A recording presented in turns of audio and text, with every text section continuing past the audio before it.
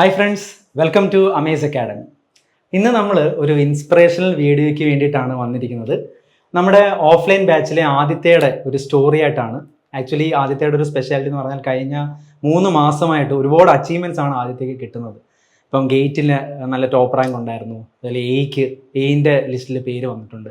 Latest ആയിട്ട് Kochi metro നടത്തിയ JEE എക്സാമിന് സെലക്റ്റഡ് ആയിട്ടുണ്ട്. അപ്പോൾ ആക്ച്വലി അതിന് 4 വേക്കൻസി ഉണ്ടായിരുന്നുള്ളൂ. അപ്പോൾ അതിൽ 2 വേക്കൻസിയും നമ്മുടെ സ്റ്റുഡൻസ് ആണ്, നന്ദനയ്ക്കും ആദിത്യയ്ക്കും. അപ്പോൾ അതിൽ ആദിത്യയുടെ ഒരു സ്പെഷ്യാലിറ്റി എന്ന് പറഞ്ഞാൽ നമ്മുടെ കൊല്ലത്തെ ഫസ്റ്റ് ഓഫ്ലൈൻ ബാച്ചിലെ സ്റ്റുഡൻ്റാണ് ഈ ആദിത്യ. നമ്മൾ നിലവിൽ നമ്മുടെ ഓഫ്ലൈൻ ബാച്ചസിനും ഓൺലൈൻ ബാച്ചസിനും ഒക്കെ കൊടുക്കുന്ന ഫെസിലിറ്റീസ് ഒന്നും നമുക്ക് ഈ ഫസ്റ്റ് ബാച്ചിൽ കൊടുക്കാൻ പറ്റിയിട്ടില്ല. പക്ഷേ സ്റ്റിൽ ഈ ആദിത്യയെ പോലെ നമ്മുടെ ഫസ്റ്റ് ബാച്ചിലെ സ്റ്റുഡൻസ് ഭയങ്കരമായിട്ട് ഹാർഡ് വർക്ക് ചെയ്യും. കോഴ്സ് കഴിഞ്ഞിട്ടും അവർ കൺസിസ്റ്റൻ്റ് ആയിട്ട് വർക്ക് ചെയ്യും. അപ്പോൾ ആ ഒരു കൺസിസ്റ്റൻ്റ് ആയിട്ട് വർക്ക് ചെയ്തതിൻ്റെ ഒരു വലിയൊരു റിസൾട്ടാണ് ഇപ്പോഴും അവർക്ക് ഈ വരുന്ന എക്സാംസിനെല്ലാം സെലക്റ്റഡ് ആയിരുന്നു. ആദ്യം ഇപ്പോൾ ഇവർ എഴുതിയ എക്സാംസ് ഒന്നും ഇവർക്ക് ക്രാക്ക് ചെയ്യാൻ പറ്റിയിട്ടില്ല. പക്ഷേ അവർ കൺസിസ്റ്റൻ്റ് ആയിട്ട് വർക്ക് ചെയ്യുന്നതുകൊണ്ടാണ് ഇപ്പം വരുന്ന അവരുടെ ബാച്ച് കഴിഞ്ഞിട്ട് ഇപ്പോൾ ഏകദേശം 1 വർഷം ആവാറായി. എന്നിട്ട് ഇപ്പം വരുന്ന എക്സാംസ് ആണ് അവർക്ക് ക്രാക്ക് ചെയ്യാൻ പറ്റുക. അപ്പോൾ എന്താണ് അതിൻ്റെ മീനിങ്? അതായത് കൺസിസ്റ്റൻസിയുടെ ഒരു വലിയ ഇമ്പോർട്ടൻസ് ആണ് കാണിച്ചു തരുന്നത്. അതുകൊണ്ടാണ് നമ്മൾ ആദിത്യനോട് ഇപ്പോൾ ടെസ്റ്റിമോണിയൽ വീഡിയോ ചെയ്യണമെന്ന് നമ്മൾ റിക്വസ്റ്റ് ചെയ്തു. അങ്ങനെ ചെയ്തു തന്നിട്ടുണ്ട്. അപ്പോൾ നമുക്ക് ആദിത്യയുടെ വാക്കുകളിലോട്ട് പോവാം. ഹലോ ഫ്രണ്ട്സ്, എൻ്റെ പേര് Aditya. TKM college of engineering 2021 pass ഔട്ടാണ്. ഇന്ന് ഞാൻ ഒരുപാട് ഹാപ്പിയാണ്. കാരണം എന്താണെന്ന് വെച്ചാൽ കൊച്ചി മെട്രോ റെയിൽ ലിമിറ്റഡിൽ ജൂനിയർ എഞ്ചിനീയറായിട്ട് ഞാൻ സെലക്റ്റഡ് ആയി. അപ്പോൾ ഞാൻ നിങ്ങളോട് എൻ്റെ എക്സ്പീരിയൻസ് ഷെയർ ചെയ്യാനായിട്ടാണ് വന്നിരിക്കുന്നത്. ഞാൻ 2021 പാസ് ഔട്ട് ആയതുകൊണ്ട് തന്നെ ഒരു കോവിഡ് ബാച്ച് ആയിരുന്നു. അപ്പം കോളേജിൽ ശരിക്കും ഇരുന്ന് പഠിക്കാൻ പറ്റിയൊരു സാഹചര്യം ഒന്നും കിട്ടിയിരുന്നില്ല. അതുകൊണ്ട് തന്നെ എനിക്ക് സബ്ജക്റ്റ് കുറച്ചും കൂടി അറിയണം എന്നൊക്കെ ഉണ്ടായിരുന്നു. അപ്പോഴാണ് കുറച്ച് നാൾ ഞാൻ വീട്ടിലിരുന്നു എൻ്റെതായ രീതിയിൽ കുറച്ച് പഠിക്കാൻ ശ്രമിച്ചു നോക്കി. അങ്ങനെ കുറച്ച് ഞാനിങ്ങനെ പഠിച്ചു വരുന്ന സമയത്താണ് അമേസ് അക്കാഡമീനെ പറ്റി അറിയുന്നത്. അപ്പോൾ എനിക്ക് ഓഫ്ലൈൻ തന്നെ ഞാൻ പ്രിഫർ ചെയ്തിരുന്നു. കാരണം എന്നെ സംബന്ധിച്ച് ഞാൻ ഒരിക്കലും ഒരു ഓൺലൈൻ ക്ലാസ്സിൽ ഇരുന്ന് പഠിക്കും എന്ന് എനിക്ക് തോന്നുന്നുണ്ടായിരുന്നില്ല. അങ്ങനെ ഇവിടുത്തെ ക്ലാസ്സിലേക്ക് വന്നു. അപ്പം അനൂപ് സാറിനെ പറ്റി എനിക്ക് നേരത്തെ അറിയാമായിരുന്നു. കാരണം പുള്ളി എൻ്റെ കോളേജിൽ എൻ്റെ ലെക്ചറായിട്ട് പുള്ളി ഉണ്ടായിരുന്നു. അപ്പം അന്ന് തൊട്ടേ ഒരു പരിചയം ഉണ്ടായതുകൊണ്ട് തന്നെ പുള്ളി നല്ല രീതിയിൽ സപ്പോർട്ട് ചെയ്യുന്നുണ്ടായിരുന്നു. അങ്ങനെ ഞാനിവിടെ അമേസിലേക്ക് വന്നു. അപ്പം അമേസിലേക്ക് വന്നപ്പം ശരിക്കും എനിക്ക് പഠിക്കാൻ പറ്റുമോ അങ്ങനെയൊക്കെ എനിക്ക് നല്ല ഡൗട്ട് ഉണ്ടായിരുന്നു. കാരണം എനിക്ക് ഒരുപാട് ടെൻഷൻ ഉണ്ടായിരുന്നു. നമുക്ക് എന്താ പഠിക്കുക ഒന്നും നമുക്കൊരു ഐഡിയ ഇല്ലായിരുന്നു. അപ്പോൾ ഇവിടേക്ക് വന്നപ്പോഴെന്ന് പറഞ്ഞാൽ ശരിക്കും പറഞ്ഞാൽ അനൂപ് സാറ് നല്ല ഇതായിട്ട് നമ്മുടെ കൂടെ തന്നെ ഉണ്ടായിരുന്നു. എല്ലാ കാര്യത്തിലും ഭയങ്കര സപ്പോർട്ടീവായിരുന്നു. പുള്ളി എല്ലാത്തിനും നമ്മുടെ കൂടെ തന്നെ ഉണ്ടായിരുന്നു. പിന്നെ പറയാനുള്ളതെന്ന് വെച്ചാൽ പുള്ളി ഞങ്ങൾക്ക് 2 ഗിഫ്റ്റ് തന്നു. അതായത് പഠിക്കാൻ വേണ്ടി ഞങ്ങൾക്ക് 2 ഗിഫ്റ്റ്സിനെ തന്നു. ഒന്നെന്ന് പറഞ്ഞാൽ ഇവിടെ ഞങ്ങളുടെ ഫാക്കൽറ്റി ആയിട്ട് ജ്യോതിസ്വീലാൽ എന്ന് പറഞ്ഞ ഒരു ചേട്ടനുണ്ടായിരുന്നു. പിന്നെ നന്ദു AR, അവൻ 2പേരെയും സാറ് ഞങ്ങൾക്ക് പ്രൊവൈഡ് ചെയ്തു.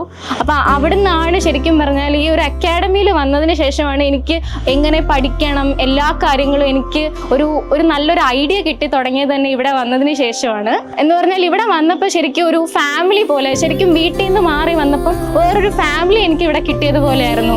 എല്ലാ രീതിയിലും സപ്പോർട്ട് ചെയ്യുന്ന ഫ്രണ്ട്സ് ആയാലും എന്ത് കാര്യത്തിനായാലും. ഇവിടെ തന്നെ ഇപ്പം ക്ലാസ് സ്റ്റാർട്ട് ചെയ്ത് കഴിഞ്ഞാൽ നമുക്ക് രാവിലെ തൊട്ട് ഉച്ച വരെ ഒരു ക്ലാസ് ആയിരിക്കും. പിന്നെ അത് കഴിഞ്ഞിട്ട് നേരെ വർക്കൗട്ട് സെഷൻ ആയിരിക്കും.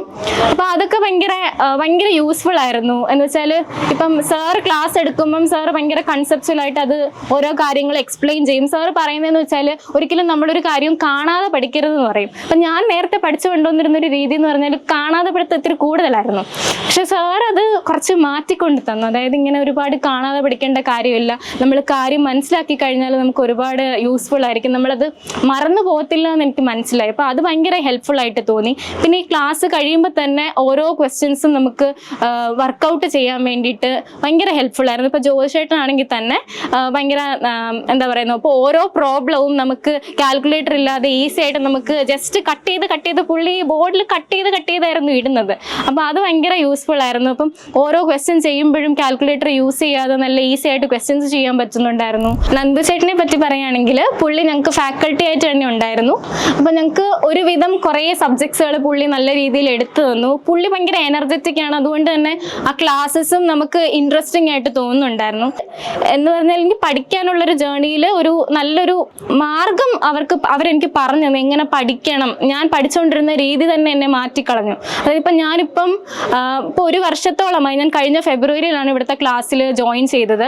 അപ്പം നമുക്ക് കുറച്ച് നാൾ അടുപ്പിച്ച് പെട്ടെന്നൊരു എക്സാം വന്നു. അതായത് ജൂൺ 7-ാം തീയതി ഒരു എയ്ഡ് എക്സാം വന്നിട്ടുണ്ടായിരുന്നു. അപ്പം ആ ഒരു സമയത്തൊക്കെ ഭയങ്കര ടെൻഷനായിരുന്നു. ഇനിയിപ്പം ഇത് ക്രാക്ക് ചെയ്യാൻ പറ്റുമോ, ആദ്യത്തെ എക്സാം ആയിരുന്നു, എന്ത് ചെയ്യണം, അങ്ങനെയൊക്കെ ടെൻഷൻ ഉണ്ടായിരുന്നു. പക്ഷെ ഇവിടെയും എനിക്ക് ഇവിടുന്ന് കിട്ടിയ ഒരു ഫ്രണ്ട്സ് ആയാലും എനിക്ക് ഇവിടുത്തെ അധ്യാപകരായാലും നമ്മുടെ നബീൽ സാറായാലും എന്തോ നമ്മൾ ഡൗൺ ആവുന്ന സമയത്ത് നമ്മുടെ കൂടെ എങ്ങനെയൊക്കെയോ നമ്മളെ ചേർത്ത് നിർത്തുന്നുണ്ടായിരുന്നു. ഇപ്പം ഒരു ദിവസം ഇപ്പം പഠിക്കാൻ പറ്റിയെന്ന് വരില്ല, ഇപ്പം ഭയങ്കര ഡീമോട്ടിവേറ്റഡ് ഒക്കെ ആവാൻ പോകുന്ന ഒരു സമയത്ത് നമ്മളെ മനസ്സിലാക്കി നമ്മുടെ കൂടെ നിൽക്കാൻ ഒരുപാട് ആൾക്കാരെ കിട്ടി. പിന്നെ അപ്പം എൻ്റെ എക്സാം കഴിഞ്ഞപ്പോൾ ജൂൺ 7-ന് നടന്ന എക്സാമിൽ ഞാൻ കരുതി എനിക്ക് അതൊന്നും നന്നായിട്ട് ചെയ്യാൻ പറ്റിയില്ല, ഞാൻ ഒരുപാട് ടെൻസ്ഡ് ആയിരുന്നു. പക്ഷെ അത് കഴിഞ്ഞിട്ട് ഒരുപാട് എക്സാംസ് വന്നു. അപ്പം ഈ ജൂൺ 7-ന് ഒരു എക്സാം വെച്ച് ഞാൻ ശരിക്കും ഡീമോട്ടിവേറ്റഡ് ആയിട്ട് ഇനി പറ്റത്തില്ല എന്ന് വെച്ച് ഞാനൊരു 2 ദിവസം കൂടി ഇരുന്നു. അപ്പം പക്ഷേ എനിക്ക് തോന്നി ഞാൻ ഇനി അത് ഇരുന്നിട്ട് കാര്യമില്ല, ഇനിയും ഞാൻ മുമ്പോട്ട് പോയാലേ, കാരണം എൻ്റെ മുമ്പിൽ ഇനിയും എക്സാംസ് ഉണ്ടെന്ന് എനിക്കറിയായിരുന്നു. അങ്ങനെ പിന്നെയും ഞാൻ അതിനു വേണ്ടി പഠിച്ചു. നമ്മളൊരിക്കലും പഠിക്കുമ്പം ഇപ്പോൾ ഒരു എക്സാം നമ്മൾ ക്രാക്ക് ചെയ്യാൻ നമുക്ക് കഴിഞ്ഞില്ല, അപ്പം നമുക്ക് വിഷമം തോന്നി, ഇതിനി വേണ്ട എന്ന് വെച്ച് നിർത്തിയിട്ട് പോകുന്നത് നല്ലതാണെന്ന് എനിക്ക് തോന്നുന്നില്ല. കാരണം ഞാനിപ്പോൾ ആ ഒരു എക്സാം കഴിഞ്ഞിട്ട് എനിക്ക് മെൻ്റലി എനിക്ക് ഭയങ്കര വിഷമം തോന്നി, ഇനി എനിക്ക് പറ്റില്ല എന്നൊക്കെ തോന്നി. ഞാൻ അങ്ങനെ ഇരുന്നു 2 ദിവസം ഞാൻ എൻ്റെ പഠിക്കാനുള്ള ടൈമും വേസ്റ്റ് ആക്കിയെന്ന് തോന്നി. അപ്പം അത് കഴിഞ്ഞിട്ടാണ് പിന്നീട് ബാക്കിയുള്ള എക്സാംസ് ഒക്കെ എഴുതിയത്. പക്ഷെ അതിലൊന്നും എനിക്ക് എഴുതാൻ പറ്റി, ഓക്കെയാണ്. പക്ഷേ ഞാൻ ഉദ്ദേശിക്കുന്ന രീതിയിൽ ഒരു ജോബ് കിട്ടുന്ന രീതിയിലൊന്നും എനിക്ക് പറ്റിയിരുന്നില്ല. അപ്പം ഞാൻ വിചാരിച്ചു ഓക്കെ, ആ ഒരു സെറ്റ് ഓഫ് എക്സാംസ് കഴിഞ്ഞു, ഇനി ഒന്നും ഇല്ല എന്നാണ് ഞാൻ വിചാരിച്ചിരുന്നത്. അപ്പോഴത്തേക്കും SSC JEE വന്നു. പക്ഷെ നമ്മളിപ്പം SSC JEE എന്നൊക്കെ വിചാരിക്കുമ്പോൾ നമ്മൾ വിചാരിക്കും അത് നമ്മൾ കേരളത്തിലുള്ളവർക്ക് പറ്റുമോ, അങ്ങനെയൊക്കെ വിചാരിച്ചുകൊണ്ടിരുന്നു. പക്ഷെ പിന്നെയും ഞാൻ വിചാരിച്ചു ഇവിടെ ക്രാക്ക് ചെയ്തില്ല എന്നുണ്ടെങ്കിലും ഇത് പഠിച്ചാൽ ഇനി ഏതെങ്കിലും ഒരു എക്സാം എന്നെ കൊണ്ട് ക്രാക്ക് ചെയ്യാൻ പറ്റും എന്നുള്ള രീതിയിൽ ഇവിടെ ഞാൻ പിന്നെയും പഠിക്കാൻ സ്റ്റാർട്ട് ചെയ്തു. അപ്പം ഞങ്ങളുടെ കോഴ്സ് കഴിഞ്ഞിട്ട് ഞങ്ങൾക്ക് എന്ത് ചെയ്യണം എന്നറിയാൻ വയ്യായിരുന്നു. കാരണം ഇപ്പോൾ ഓൾറെഡി ഒരു കോഴ്സ് എന്നെ സംബന്ധിച്ച് ഞാൻ എപ്പോഴും ഒരിടത്ത് പഠിച്ചുകൊണ്ടിരിക്കുന്നതാണ് എനിക്ക് ഏറ്റവും നല്ലതെന്ന് തോന്നി. അപ്പോൾ ഇത് കഴിഞ്ഞിട്ട് എന്ന് തോന്നിയപ്പോഴാണ് സാർ സ്റ്റഡി സർക്കിൾ എന്ന് പറയുന്ന ഒരു ഐഡിയനെ പറ്റി പറഞ്ഞത്. അപ്പോൾ സ്റ്റഡി സർക്കിൾ പ്രൊവൈഡ് ചെയ്തപ്പോൾ ഉള്ള ബെനിഫിറ്റ് എന്ന് പറഞ്ഞാൽ ഇവിടെ ഞങ്ങൾക്ക് ലൈബ്രറി ഉണ്ടായിരുന്നു, ബുക്സ് ഉണ്ടായിരുന്നു. അപ്പം ഞങ്ങൾ കുറച്ച് ഫ്രണ്ട്സ് വന്നിരുന്ന് പഠിക്കുന്നുണ്ടായിരുന്നു. ശരിക്കും ഒരു സെക്കൻഡ് ഹോം പോലെയായിരുന്നു സ്റ്റഡി സർക്കിൾ എന്ന് പറഞ്ഞാൽ. അപ്പം ശരിക്കും അത് SSCയുടെ എക്സാമിന് പ്രിപ്പറേഷന് ഭയങ്കര ഹെൽപ്ഫുള്ളായി. ഞാൻ എക്സാമിന് ക്വാളിഫൈ ആയില്ല എങ്കിൽ പോലും എനിക്ക് അതിലും കുറച്ച് പഠിക്കാൻ കുറേ കാര്യങ്ങൾ എനിക്ക് SSCയിൽ നിന്നും കിട്ടി. അപ്പം അത് കഴിഞ്ഞപ്പോൾ പിന്നെ എൻ്റെ മുന്നിൽ വേറെ എക്സാംസ് ഒന്നും ഇല്ലായിരുന്നു. അപ്പം എന്നെ സംബന്ധിച്ച് ഏതെങ്കിലും ഒരു ഗവൺമെൻറ് ജോലി അങ്ങനെ എന്തെങ്കിലും മേടിക്കുക, അങ്ങനെയായിരുന്നു എൻ്റെ ലക്ഷ്യം. അതിപ്പം തന്നെ ആവണം എന്നൊന്നുമില്ല, ഏതെങ്കിലും ഒരു 3rd ഗ്രേഡ് ഒരു ഓവർസിയർ എന്തെങ്കിലും ഒരു ചെറിയൊരു എക്സാം ആയപ്പോലും എനിക്കൊരു ജോബ്, അങ്ങനെയായിരുന്നു എൻ്റെ ലക്ഷ്യം. അപ്പം ഞാൻ വിചാരിച്ചു ഇപ്പം മുന്നിൽ വേറെ എക്സാം ഒന്നുമില്ല, അപ്പം എനിക്ക് ഇവിടുന്ന് സാറിൻ്റെ ഒരു ഗൈഡൻസ് എന്ന് പറഞ്ഞാൽ ഗേറ്റിന് വേണ്ടി പ്രിപ്പയർ ചെയ്താൽ നല്ല യൂസ്ഫുൾ ആയിരിക്കും എന്ന് പറഞ്ഞു. അപ്പം എനിക്ക് ഗേറ്റിന് പ്രിപ്പയർ ചെയ്യേണ്ട എങ്ങനെയാണെന്നോ ഒന്നും എനിക്ക് അറിയില്ലായിരുന്നു. ജസ്റ്റ് ഞാൻ കുറച്ച് ക്വസ്റ്റ്യൻസ് ചെയ്യുക, അങ്ങനെ എനിക്ക് അറിയുള്ളൂ. അപ്പം ഗേറ്റിന് വേണ്ടി പ്രിപ്പയർ ചെയ്യാൻ ഞാൻ വിചാരിച്ചു. അപ്പം ഗേറ്റ് എക്സാം കഴിഞ്ഞു. അപ്പോൾ എക്സാം കഴിഞ്ഞപ്പോൾ അതിൻ്റെ റിസൾട്ട് വരുന്ന സമയത്ത് എനിക്ക് ടെൻഷനായിരുന്നു. കാരണം ഞാൻ 2 പ്രാവശ്യം എഴുതി, പക്ഷെ അതിലൊന്നും ഞാൻ ക്വാളിഫൈ ആയില്ല. അപ്പം ഇനിയും ഞാൻ 3 വർഷമായിട്ട് ഞാൻ പഠിച്ചുകൊണ്ടിരിക്കുന്നു, അപ്പോഴും എനിക്കൊരു റിസൾട്ട് ഉണ്ടാക്കാൻ പറ്റിയില്ലെങ്കിൽ എനിക്ക് ഭയങ്കര ഒരു ടെൻഷനായിരുന്നു. അപ്പോൾ എനിക്ക് നോക്കാൻ തന്നെ പേടിയായിരുന്നു. പക്ഷേ എങ്ങനെയോ ഞാൻ നോക്കി, അത് ഞാൻ ഭയങ്കര സർപ്രൈസ്ഡ് ആയിരുന്നു. അപ്പം ഗേറ്റിൽ എനിക്ക് 4000 റാങ്ക് കിട്ടി. അത് ഭയങ്കര സർപ്രൈസായിട്ട് എനിക്ക് തോന്നി. പിന്നെ അത് കഴിഞ്ഞിട്ടാണ് ജൂൺ 7-ാം തീയതി നടന്ന ഇറിഗേഷൻ എയുടെ ലിസ്റ്റ് വന്നത്. അപ്പോൾ അതിലും എൻ്റെ പേര് അതിനകത്തുണ്ടായിരുന്നു. അപ്പം അതിലും ഞാൻ ഭയങ്കര ഹാപ്പി ആയിരുന്നു. അപ്പം എൻ്റെ ഈ ഒരു സക്സസ്സിൽ ഒരു വലിയൊരു റോള് തന്നെ ഈ ഒരു അക്കാഡമിക്ക് ഉണ്ടായിരുന്നു. അക്കാഡമി ആയാലും അക്കാഡമിയിലെ ടീച്ചേഴ്സ് ആയാലും എൻ്റെ ഫ്രണ്ട്സ് ആയാലും എൻ്റെ കൂടെ തന്നെ നിന്ന് ഭയങ്കര സപ്പോർട്ടായിട്ട് എന്നെ ഇങ്ങനെ ഭയങ്കര എനിക്ക് എല്ലാത്തിനും ഭയങ്കര ഹെൽപ്ഫുള്ളായിട്ട് എൻ്റെ ഒരു ടേണിംഗ് പോയിന്റ് തന്നെ ഇവിടെ വന്നിട്ടുണ്ടായി എന്ന് തന്നെ എനിക്ക് തോന്നുന്നുണ്ട്. എനിക്ക് ഒരുപാട് ഫ്രണ്ട്സിനെ കിട്ടി. അതും ഫ്രണ്ട്സ് എന്ന് പറഞ്ഞാൽ അടിച്ചുപൊളി അങ്ങനെയല്ല കേട്ടോ, പഠിക്കാൻ വേണ്ടിയിട്ട് ഭയങ്കര ഹെൽപ്ഫുള്ളായിട്ട് എല്ലാത്തിനും ഭയങ്കര സപ്പോർട്ടീവായിട്ട് കുറച്ച് ആളുകളെ കിട്ടി. അപ്പം ഞാൻ ഒരുപാട് ഹാപ്പിയാണ് ഇന്ന്.